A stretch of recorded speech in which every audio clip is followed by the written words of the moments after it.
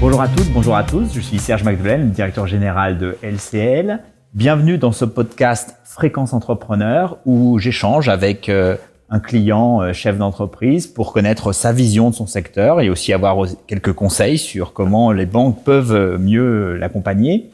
Je suis aujourd'hui avec Roland Gomez. Bonjour Roland. Bonjour Serge. Qui est le président du groupe Proman, groupe international basé en Provence. Et je suis vraiment ravi de pouvoir te rencontrer aujourd'hui. Proman est un groupe présent dans 18 pays qui emploie 120 000 personnes à qui tu donnes du travail chaque jour. Et je suis vraiment ravi de pouvoir échanger avec toi sur tous ces sujets. Peut-être juste en une phrase, tu peux nous définir l'entreprise que tu diriges, Proman ? Oui, bien sûr. Déjà, merci pour cette interview. Alors, Proman, c'est une entreprise de travail temporaire, mais aussi de ressources humaines au sens le plus large. Et pour la positionner rapidement, Proman est une entreprise familiale, 100% familiale, puisque elle appartient à mes parents, mon frère et moi. On est assez fiers, 35 ans après, d'avoir gardé la totalité du capital. Une fierté pas mal placée, mais ça nous permet d'être totalement indépendants. Et on en parlera peut-être plus tard. C'est très important, je pense, d'être indépendant aujourd'hui. Proman est aujourd'hui, après une toute première agence créée en 1990 à Manosque, aujourd'hui nous en avons 1024. Nous réalisons un chiffre d'affaires de 4,5 milliards en 2024. Et nous sommes le 11e acteur mondial, le 4e acteur européen et le premier acteur français dans le monde du travail temporaire. On va essayer de revenir un peu sur... je suis impressionné parce que finalement, c'est une sorte de start-up. En 1990, créé en 1990, c'est très récent. C'est une jeune entreprise qui a déjà énormément de succès.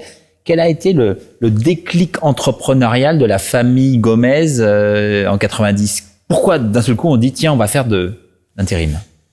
Alors il y a une vraie histoire à ça. C'est que mon papa et ma maman sont deux autodidactes. Et mon papa a eu une première vie dans l'industrie, notamment dans l'industrie pétrochimique. Et en 1990, là où il travaille en tant que directeur salarié, l'entreprise est délocalisée. Et il se dit à ce moment-là, je reviendrai bien sur mes terres natales. Et il avait observé le marché du travail et le marché de la sous-traitance notamment. Et il s'est dit, une entreprise de travail temporaire, ça a de l'avenir. J'ai l'impression que beaucoup de règles sont en train de pousser la sous-traitance vers le travail temporaire, et c'est comme ça qu'il s'est lancé. Alors, on a l'habitude de dire, il n'a pas fait de BP, il n'a pas fait d'études poussées en disant, il n'a pas demandé à McKinsey, d'abord il n'avait pas l'argent pour le faire, mais il a surtout demandé à personne, est-ce que c'était pertinent de créer une entreprise de travail temporaire dans un village qui s'appelait Manosque à l'époque, quand on faisait de l'industrie pétrochimique. Sur le papier, on lui aurait sûrement dit « non, ne le fais pas », et sans avoir vraiment les moyens de le faire. C'est là où les belles histoires commencent, c'est-à-dire que tout n'était pas aligné, mais il s'est quand même lancé avec beaucoup d'enthousiasme et avec l'aide, bien évidemment, de ma maman à ses côtés, qui compte beaucoup, parce que ça fait un bon équilibre. Moi, j'ai regardé en tant que banquier, on se connaît un peu, mais en tant que banquier, je regarde les chiffres de Proman qui sont impressionnants, et j'allais dire toujours en surperformance de ce qu'on voit sur le marché. C'est quoi les recettes ou les secrets de fabrication de cette surperformance ? Alors, il n'y a pas vraiment de secret. Par contre, il y a tout un tas de choses qui expliquent cette surperformance. Des fois, je suis pas très à l'aise avec le terme surperformance parce qu'on a l'impression de faire un truc presque, non pas miraculeux, mais vraiment détaché. La performance, par exemple, de 2024 est satisfaisante, mais même si on garde 10 à 12 points de mieux par rapport au marché, on trouve qu'on n'a pas été suffisamment offensif. Mais on en reparlera. L'explication, c'est, je crois, notre savoir-faire, la méthodologie que l'on a dans l'ensemble de nos agences et dans l'ensemble de nos bureaux, la capacité à recruter les meilleurs collaborateurs intérimaires, à les former et surtout à les conserver, à faire en sorte qu'ils soient fidèles à Proman pour pouvoir les déléguer. La deuxième tient sans doute à notre état d'esprit. Nous sommes une entreprise familiale. Nous avons dans nos agences des équipes qui savent pour qui elles vont travailler, qui savent quel est le chemin que nous avons choisi en famille, qui savent que la parole donnée, notamment par les Gomez, est importante, qui savent qu'on a traversé sur ces 35 dernières années tout un tas de choses et qui ont vu nos attitudes. Et je crois que ça, c'est différenciant, notamment par rapport aux autres acteurs et les très gros. Je les citerai pas, mais il y a un Suisse, un Américain, un Hollandais qui sont devant nous. Et donc ça aussi, c'est un élément important et qui crée de la dynamique et de l'énergie sur le terrain. Et je pense qu'on arrive à la propager à nos clients et à nos intérimaires. Un des secrets aussi, et on en discutait un petit peu en off, c'est finalement l'attachement des collaborateurs à l'entreprise Proman, que vous cultivez cet attachement. Tu disais presque de l'intégration du premier jour jusqu'à la remise du pot de départ à la retraite. Comment on crée une entreprise dans laquelle les collaborateurs sont vraiment engagés? Comment tu les engages? Il y a un point qui est très important et qui est non pas facile, mais je crois que c'est l'exemplarité. L'exemplarité de la famille. Depuis le premier jour, nous sommes tous confrontés au terrain. Nous sommes très proches des équipes. Nous avons gardé les pieds sur terre et nous dirigeons l'entreprise avec beaucoup de bon sens. Ça, c'est un élément qui est observé par tous. Et ça, c'est un élément sûrement qui fédère au maximum. Attention, je dis pas que nous sommes les meilleurs, parce que on a des qualités, on a des défauts. Mais l'exemplarité que l'on arrive à montrer et l'exemplarité que l'on demande à l'ensemble de nos collaborateurs, c'est un point très important. Après, tu sais, je t'accueille ici aujourd'hui au campus, que nous avons inauguré il y a quelques mois. C'est là où tous les collaborateurs, dans les premières semaines de leur arrivée chez Proman, passent pour connaître l'histoire, connaître les valeurs, savoir si ils sont bien alignés avec, etc. Et tout au long de leur parcours, on va essayer d'améliorer et d'être bien alignés tous ensemble vers là où on veut aller, tant aussi bien sur les aspects business, mais que sur les aspects humains et sur les comportements. Je rebondis aussi sur l'humain, qui est un facteur, je trouve, différenciant et très important chez vous. On parle beaucoup de critères ESG, d'inclusion. Comment vous faites vivre ces sujets-là chez Proman? Alors nous avons, depuis, tu sais, le métier du travail temporaire, depuis toujours, on fait beaucoup d'inclusion. Je prendrai l'exemple de nos 400 agences en France. Les personnes qui s'adressent à nous sont parfois très qualifiées et peuvent trouver du travail avec facilité. Mais non, on a aussi des personnes qui sont un petit peu éloignées de l'emploi. Et donc l'inclusion, le retour à l'emploi et le rôle social de l'entreprise, on le fait tous les jours dans l'ensemble de nos agences. Ça, c'est important. Ramener des gens qui sont éloignés de l'emploi, leur expliquer, leur redonner goût, leur redonner les codes, c'est ce que font l'ensemble de nos équipes aux quatre coins du territoire. On a upgradé aussi sur l'inclusion et sur le rôle social en créant une fondation. Il y a quelques années, nous avons créé une fondation qui intervient notamment sur l'enfance vulnérable et aussi l'écologie. Le premier point étant l'enfance vulnérable. Je te donne un exemple. Hier, cette semaine, nous avons planté 3000 arbres en Bretagne. On accompagne une association et j'ai vu passer des belles images pas plus tard que hier soir. La fondation a aussi, mais pas que la fondation, aidé la population à Mayotte en faisant partir 20 000 repas avec une association il y a quelques jours. Donc on essaie d'être le plus exemplaire possible là-dessus parce qu'on croit qu'on doit rendre un peu de notre réussite à ceux qui en ont le plus besoin, par tout un tas de manières. Et la manière la plus simple, c'est souvent de tendre la main dans les agences à ceux qui sont dans des périodes un peu plus difficiles et qui traversent des moments difficiles. Et nous, avec l'emploi, quand on a un emploi, ça va tout de suite un peu mieux, on peut leur offrir ça. C'est une belle formule, tendre la main comme ça. On a vu arriver il y a quelques années, tu as vu arriver dans mon secteur bancaire, mais dans ton secteur, des acteurs purs digitaux dont on pensait qu'ils pouvaient tellement disrupter le marché que ça aurait tué les acteurs traditionnels. Comment vous avez réagi et finalement ça en est où cette histoire? Les acteurs digitaux sont arrivés il y a, je dirais, 6-7 ans. On les a observés avec grande attention. Chacun de leurs gestes était un petit peu épié par mes équipes pour savoir ce qu'ils allaient inventer. On s'aperçoit 7 ans après que ça n'a pas été révolutionnaire. Le marché a changé, bien évidemment. On a tout dématérialisé. La digitalisation, l'intelligence artificielle est présente. Mais en fait, c'est le métier qui a changé, mais avec pas un bouleversement violent. Donc, on s'est adapté à travailler avec des applications, à avoir des outils de matching. Donc, on a fait ça. On a eu également une opportunité parce que dans les acteurs digitaux, il y avait EasyWork notamment, que nous avons racheté en novembre 2023. EasyWork était la pépite des acteurs du digital, puisque c'est les plus gros volumes qui avaient été générés, 240 millions d'euros, et que, bon, malgré ça, les débuts avaient été tellement difficiles pour EasyWork qu'ils ont été rachetés dans un contexte concurrentiel. On avait un gros acteur contre nous, qui était Adecco, et on a emporté le dossier. Je suis très fier que l'ensemble de mes équipes qui ont défendu ce dossier l'ait, et je suis aussi très fier, un an après, que les équipes d'EasyWork se sentent bien à nos côtés. Donc aujourd'hui, nous avons une offre digitale au travers de cette marque que nous gardons, et il y a des passerelles technologiques entre EasyWork et Proman, et EasyWork et l'ensemble de nos divisions, pour tout mettre en commun et garder le meilleur. Et n'oublions pas que le digital doit se faire avec une bonne dose de bon sens. Sinon, des fois, ça sert à pas grand-chose, ou juste à faire un peu de mousse. Et moi, la mousse, j'aime pas ça, j'aime l'efficacité. En tout cas, dans les performances. Si on se projette un peu, on m'a toujours dit, les acteurs comme toi qui proposent des solutions d'intérim sont souvent les sentinelles de l'économie. De manière précurseur, vous voyez arriver les crises, aussi les sorties de crise. Au fond, aujourd'hui, tu vois quoi devant pour l'économie française ou des pays dans lesquels tu es? Un petit retour en arrière là sur les 2 dernières années, Serge. C'est vrai que l'intérim a toujours été qualifié du baromètre de l'économie, que ce soit en France ou dans tous les pays où l'intérim est présent. Ça fait 2 ans que le marché recule, donc c'est pas un très très bon signe, et ça montre qu'il y a un environnement qui est un peu incertain. Qu'est-ce qu'on peut voir à l'avenir? C'est difficile de le dire. Tous les pays sont un petit peu en recul. Les marchés du travail temporaire reculent en Europe du Nord, mais on a l'impression que 2025 pourrait être une année de reprise. Voilà. Quand j'ai dit on a l'impression, ça veut pas dire grand-chose.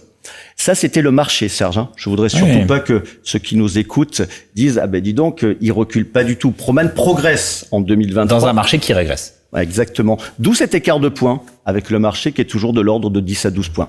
Donc Proman progresse en 2023 et en 2024. Moi, je crois, et on l'a prouvé par tout temps, que quand c'est compliqué, c'est là où on est les meilleurs. Que quand c'est compliqué, c'est là où on fait la différence. Donc on va essayer, comme on l'a fait cette année, 2024, de faire en 2025 du mieux qu'on pourra, d'aller à la bataille, de gagner des parts de marché, parce que quand le gâteau se réduit, il faut aller manger dans la gamelle des autres. On sait faire, les autres parfois viennent manger dans la nôtre. Donc on est assez optimiste parce que quoi qu'il arrive, on sait rebondir.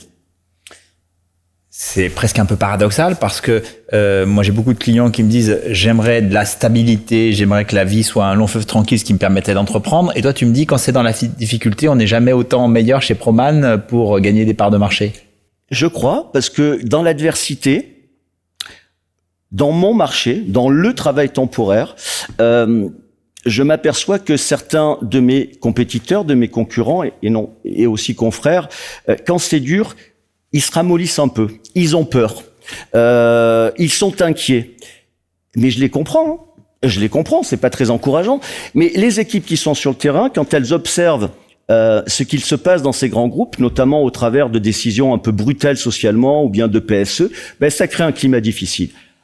A contrario, chez Proman, chacun sait qu'il est non pas protégé, j'allais dire. Il est protégé parce que nos résultats nous protègent. Il est protégé parce qu'il est au travail et il est protégé parce qu'il est dans une entreprise indépendante qui ne sera pas contrariée par un cours de bourse ou qui ne sera pas contrariée par une petite performance. Donc nos équipes ont la patate, je les ai vues il y a quelques jours. Elles ont l'intention d'en découdre en 2025. On a tous les outils qu'il faut. Pour nous, on va faire en sorte que l'année 2025, elle soit comme on veut. Donc t'es armé. C'est-à-dire plutôt bonne. On voit que le marché du travail évolue sans cesse.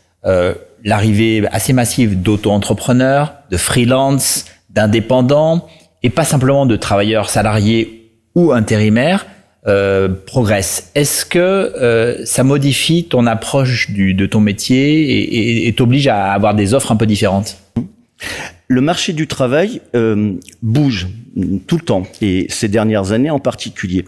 Je crois beaucoup, et j'espère que je ne me trompe pas, mais ma conviction est que il faut pouvoir offrir à tous les collaborateurs qui, à un moment donné, cherchent un emploi ou veulent en changer, et aussi aux entreprises, bien évidemment. Ça marche des deux côtés. Différentes modalités d'accès à l'emploi. Et ne pas imposer forcément un modèle unique. Donc, c'est pourquoi, comme tu le disais, nous, on fait du travail temporaire. C'est notre cœur de métier. Mais on fait aussi du CDI intérimaire. On fait aussi du CDI aux fins d'employabilité, qui est un CDI où on a gommé la notion d'intérimaire. On fait du portage salarial pour des gens qui veulent un statut un peu différent. On étudie l'accès du marché des indépendants. En gros, ce que je suis en train de dire, c'est que je veux donner aux entreprises et aux collaborateurs tous les moyens d'accéder à l'emploi en fonction de leur carrière, de leur maturité, de l'instant où ils vivent. Ils peuvent être indépendants, portés, intérimaires, embauchés directement par l'entreprise. Je veux leur offrir toutes ces possibilités-là et aux entreprises, la même chose. Moi, je trouve qu'il y a une vraie... on dit souvent les entreprises qui traversent le temps sont les entreprises qui ont trouvé leur vraie utilité dans la société. Et je trouve que la tienne a vraiment une utilité. Vous offrez un emploi à, tu disais, 120 000 personnes. Donc, ce qui fait de vous une des plus grosses entreprises en France. Si on prend l'ensemble des travailleurs qui travaillent grâce à vous, vous les formez, vous leur permettez d'évoluer aussi au sein de leur carrière. Tu disais, vous leur tendez la main quand ça va pas bien. Au fond, cette utilité, c'est le garant de cette performance que vous avez et qui est si bonne. En fait, j'ai l'habitude de dire que l'on a la chance de faire l'un des plus beaux métiers du monde. On donne de l'emploi à ceux qui n'en ont pas ou ceux qui veulent en changer. C'est quand même fabuleux. Quand on part au travail ou qu'on en revient, on a toujours des histoires magnifiques à raconter. Et on fait cela dans tous les domaines d'activité. Le médical, le tertiaire, l'industrie, l'agroalimentaire, l'agriculture, etc. Notre job est fabuleux. Et on fait avancer la société. Chacune de nos agences fait travailler 200, 300, 90, 600 personnes. Elles s'en occupent. Elle les forme, elle les écoute, elle leur règle les problèmes administratifs. On a un rôle social qui est très important. On fait un métier qui est un beau métier. D'ailleurs, on a des remerciements chaleureux des collaborateurs intérimaires quand ils accèdent à l'entreprise directement, quand ils se font embaucher, quand ils deviennent nos clients. Et je trouve que, même si c'est très dur, parce que travailler dans le recrutement et la sélection, c'est pas une science exacte. J'ai pas des process qui sont super. Et donc parfois on a des échecs, parfois on a des insatisfactions. Mais qu'est-ce qu'il est beau mon métier. Qu'est-ce qu'il est beau le métier de Proman. Peut-être un peu égoïstement, LCL est une de tes banques. Nous, on adore chez LCL les histoires comme celle de Proman parce que c'est un groupe familial, c'est un groupe qui a traversé des tempêtes, qui a du développement devant et qui a vraiment un souci de l'humain, mais aussi de la performance économique et financière. Qu'est-ce que tu dirais à ton banquier de comment il peut s'améliorer et finalement qu'est-ce que tu attends d'un partenaire bancaire comme LCL? Alors, tu as fait référence à l'instant à notre parcours. Il a été jalonné de différentes étapes. Pour moi, le banquier, et en tout cas pour l'histoire de Proman, il nous a beaucoup aidé et accompagné, notamment au début. Et il continue à nous aider, à nous accompagner.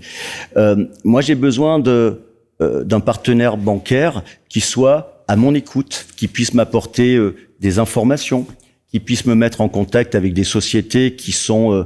potentiellement des sociétés qui souhaitent s'adosser à un groupe plus important. Ça, c'est un rôle que je leur dis régulièrement parce que ils voient beaucoup d'entreprises. J'ai besoin d'un banquier qui soit prêt à être très agile. Parce que pour saisir une opportunité, je le dis souvent, on est dans un métier qui se concentre, il faut que j'ai le banquier à côté de moi pour qu'on puisse faire cette opération ensemble.